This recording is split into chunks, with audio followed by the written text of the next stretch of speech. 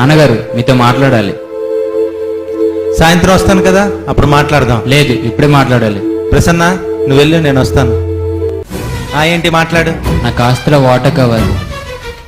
నువ్వేం మాట్లాడుతున్నావు నీకు తెలుస్తుందా? నాకు అంత బాగానే తెలుస్తుంది. నాకు ఆస్తిలో వాటా ఇవ్వమని అడుగుతున్నాను. రే, ఏది అడిగితే అది కొనిచ్చాను. ఎంత అడిగితే అంత ఇచ్చానని ఆస్తిలో భాగం అడిగితే ఇస్తాను అనుకున్నావా? ఎందుకెవరు సంపాదించిందంతా మా గురించే కదా. అయినా మీతో ఉండడం మాకు ఇష్టం లేదు. నా ఆస్తిలో వాటా నాకు ఇవ్వండి. చూడు, నీకు ఇష్టం ఉన్నా లేకపోయినా మాతోనే ఉండాలి, ఇక్కడే ఉండాలి, అంతే.